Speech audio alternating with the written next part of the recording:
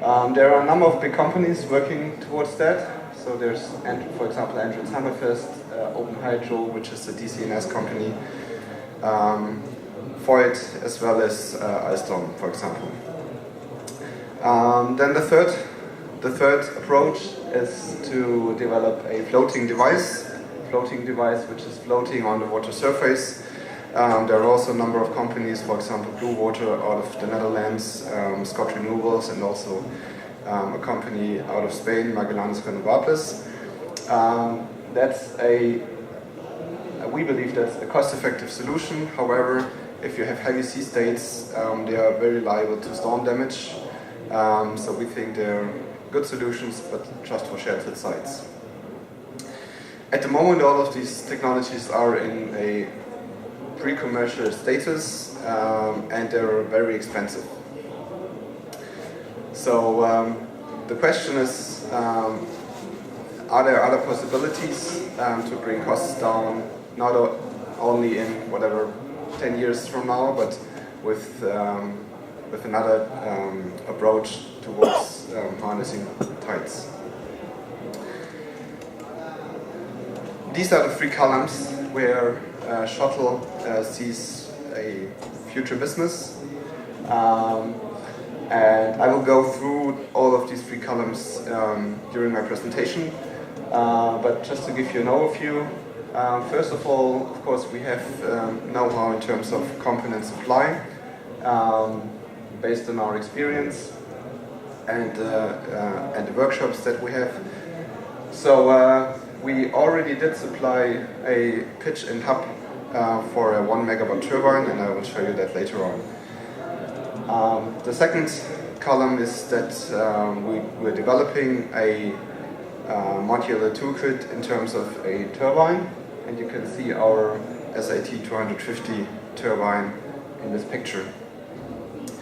The third column is that we have acquired a company called Tidal Stream out of the UK. Tidal Stream is now a full subsidiary of Shuttle Hydro.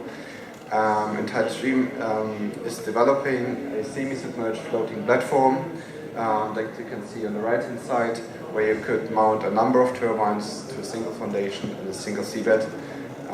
And I will give you some more explanations on this platform later on.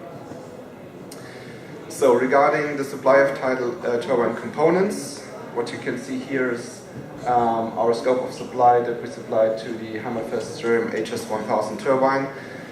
That's a 1 megawatt tidal turbine that was deployed at the test center in the Orkney Islands in North Scotland and was running there quite successfully. And our scope of supply was the rotor hub, the pitch control system, the slow speed shaft, including bearing and sealing systems. So, if you can see this service technician, it's a quite massive piece of metal. We actually did sign a contract for another component supply just recently. So we are working together with Lockheed Martin and Atlantis to supply a rotor hub and pitch system for their AR1500, so that's a 1.5 megawatt turbine, and this turbine will be deployed at a commercial site in Scotland at the Machen site. We are also talking to many other people in this field regarding our knowledge in terms of drivetrains and so on, to supply them with either hubs or complete drivetrains for their specific applications. When it comes to our turbine, we developed a rather small turbine. So we have a different design philosophy compared to the others. So if you see, these are the big bottom-mounted devices, each of them roughly 1 megawatt rated capacity. However, these machines are quite heavy and therefore expensive. So we're talking just the nacelle weight, so the nacelle and the rotor, between 150 and 220 tons for a 1 megawatt device. So our idea is to downsize the turbines to roughly 50 to 70 kilowatt.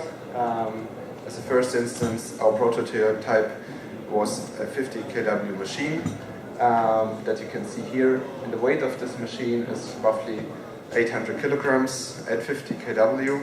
So if you would like to have 1 megawatt, you need 20 of them. But you end up with 16 tons instead of 160 to 220 tons. So decreasing material, of course, also decreases the cost. So that's the idea behind downsizing the machines. Furthermore, if you downsize the machine, you can keep the machine as simple as possible. So it's a very, very robust and simple drivetrain with a fixed pitch rotor which runs at variable speed. And you don't need any additional cooling system because everything is cooled by the engine water. It's basically a slow speed shaft, a two-stage planetary gearbox and an asynchronous generator, and that's it. Another possibility that you have, of course, with smaller machines is that you can really adapt it to a wide range of sites.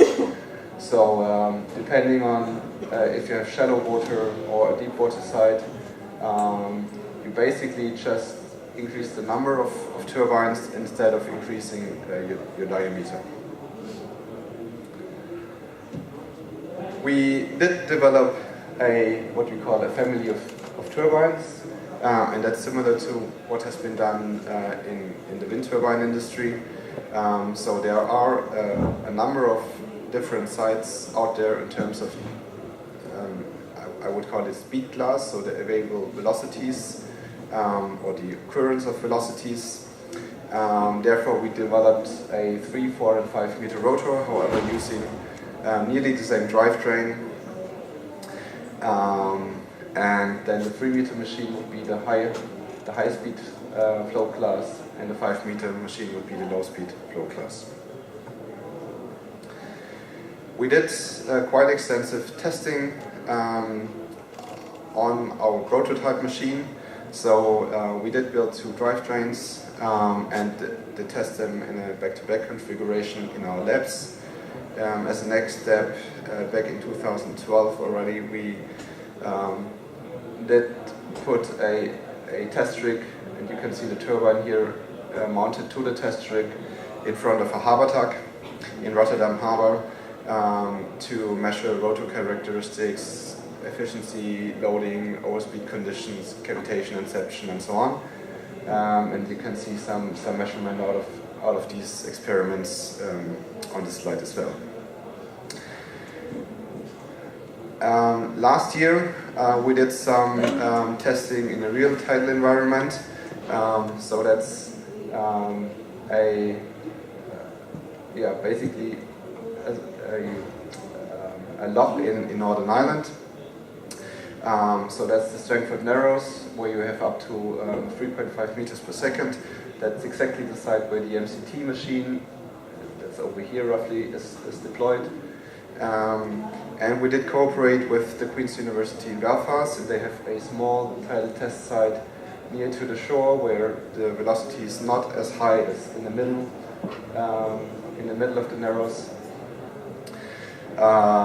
But it was sufficient to get some full-scale data in a real tidal environment. The test setup is again very simple.